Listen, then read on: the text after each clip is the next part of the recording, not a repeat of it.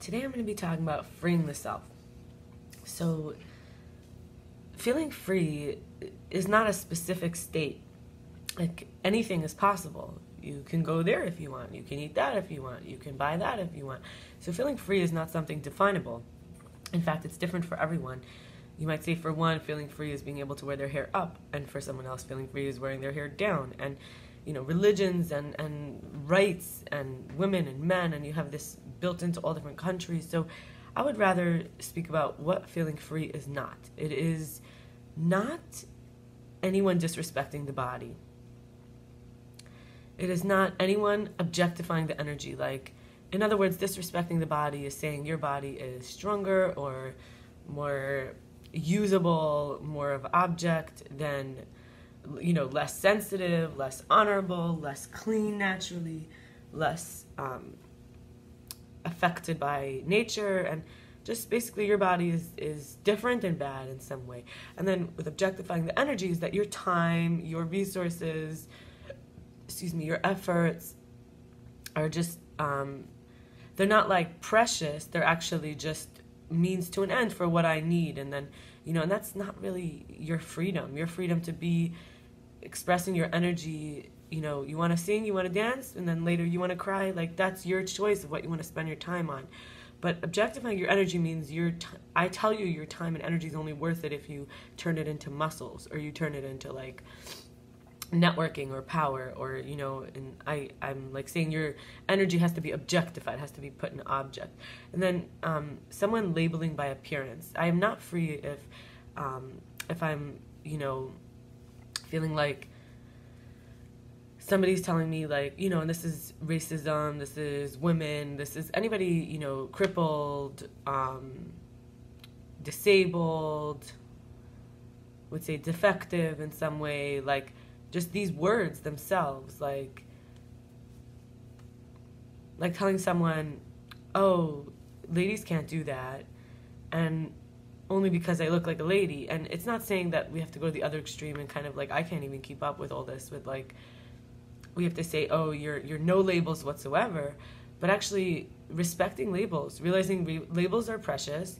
People, the more you use labels or the less you use labels, the less or more you're actually able to feel some sense of control, because your left side of your mind is like jumping to break things apart into categories that you can understand. So letting go of labels means the one who's letting go of labels is more free to interact without needing things to be in certain categories. So this freedom is two-way. Feeling free means not having anybody more entitled that expects me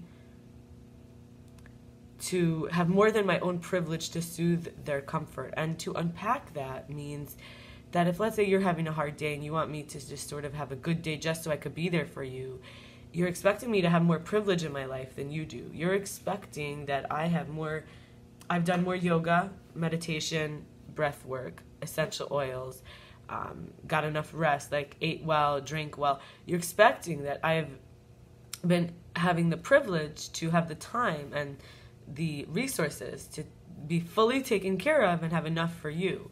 So if somebody grew up entitled where everyone took care of them in some way, or they grew up with cleaning help, or they never learned how to prepare their own food, they may see me doing these things and kind of think that my energy is worth less, or they may label me and say, such and such has the duty to do that, or like they may just be expecting me to comfort them and say, yes, life is so hard when you have to do this or that, and I don't feel that way, and I'm being, expected to accommodate their lack of soothing in their own life to themselves, which we're both on either side guilty, in all angles of being entitled. So entitled means based on my title, I have the right. Now, title doesn't only mean a label, it also means like the title of a property, the ownership rights.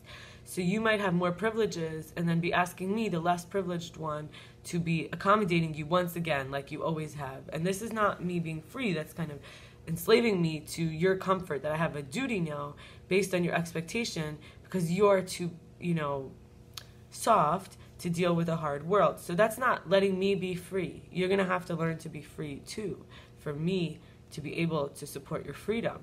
So I could help you to learn new skills, but I can't necessarily always be the one who seems more privileged. And those of us who have a lot of pride will actually pretend we're more soothed, more comforted, and have enough to share. And that's what people-pleasing comes in. But it's a very defective way of getting our needs met, because eventually we're going to burn out, but we don't have anyone to rely on.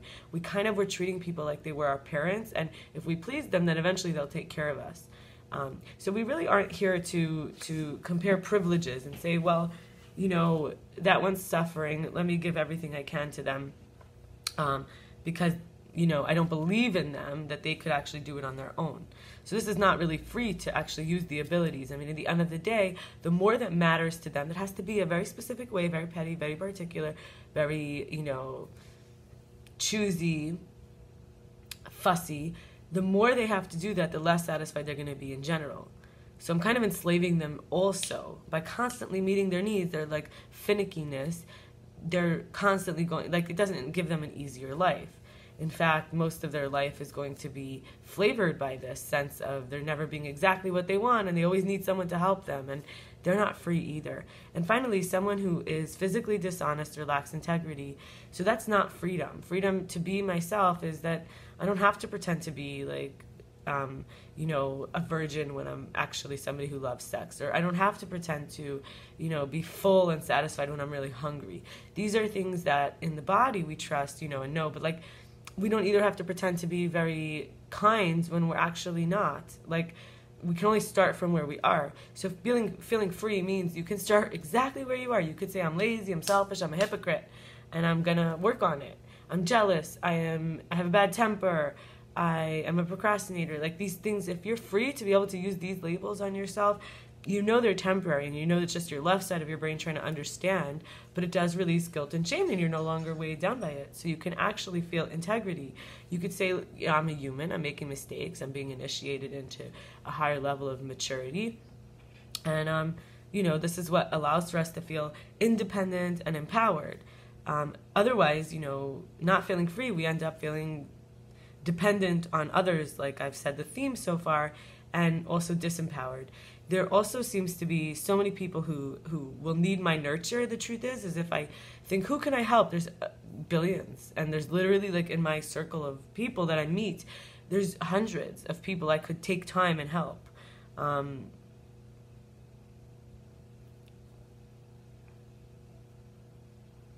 in a way, it's like if I would have a child, how much time and energy would have to go into that child? Or if you have a relationship with somebody, how much time and energy has to go into that relationship? And then that energy and time, like being free, means you can use your resources as you wish. You can even say, like, I give all my time and energy to my family. Let's say I'm a man and I'm a husband and I have a wife and she's pregnant and I'm working, and I say, I don't want to help everybody. I want to focus on my family I'm building. Does that make me selfish that I want to have a child, you know? Or on the other side of it, let's say it's a woman and she just started her new makeup business, and it's like, no, I don't want to come to all your events and then have to get dressed up and shave my legs and wax my mustache and do my makeup and, you know, pretend it's for me like Sabbath, like pretend it's all so special just for one evening, and then you do it once a week, and like it's not for me anymore. Like, so to feel free is to say I'm kind of like devoting my energy to what could be a child for me, like this makeup business or this, you know, wife who's pregnant, and even personally, like I could focus on the person close to me instead of all the people who come to me and would call me selfish if I wasn't available to them. And I've been called selfish. Like I said, oh, I'm not able to help you. And they said, you're very selfish. Or I'm fine. I'm fine. You don't, you know. So I've faced this. When you start to be free in your life and you can't always be what everyone wants you, there's some pushback. At first, people, you know, before they realize they could just go to somebody else and they feel dependent or disempowered, they feel, depleted now that they can't rely on you. So it's kind of like you will have sometimes people say to you, you're selfish, or, you know, I can't rely on you. And the challenge is expose yourself. Expose yourself, and This is for protection, not control. To expose yourself and feel protected by freedom. The same rights you have in the same way you'll figure it out. You'll go to the next person if you need to.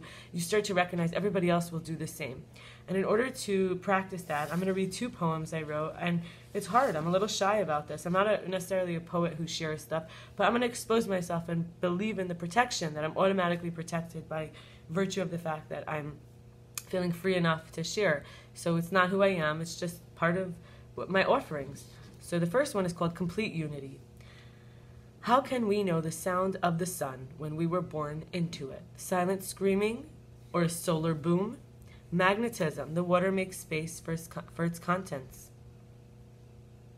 Bottom and top, front and back, left and right. 3 becomes 8. If 8 collapses into itself, what we call it becomes infinity. Spaceless, timeless. Front left top. Back left top. Back right top. Front right top. Front right bottom. Back right bottom.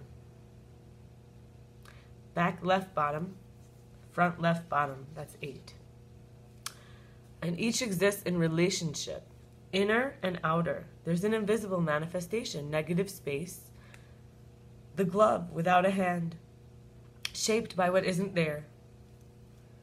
Atoms giving figuration, digits counted. The valence exterior, numbers into shapes. The wavelength has 3 parts, beginning, middle, and end. Like every story, something happens, constant change. A star is born, a star shines, a star dies, and then what? Where does the perpetual go after the temporary socket is unplugged? It becomes the sign of infinity, a vertical 8 on the horizon. When there's no space for its contents anymore, it becomes its own eternity. Extracted, extractor, extraction. Elevator, elevated, elevation. And now I will be reading my second poem. What is spread? Make sure your intergalactic body is able to forget time. Cement block shoes trapped in a body. It is gravityless, bouncing on edges, fun or funny. It gives life meaning. It needs entry from the spirit, how body and soul can merge. There is crossover via the intergalactic body, the cross. The present moment, the mundane. Up forms in down, down forms in up. While the spirit is disembodied or in a satellite or act, or at war with its flesh, there is no flow. The international is pain inside. The liver cannot be in harmony with the heart. The purification cannot relieve anger.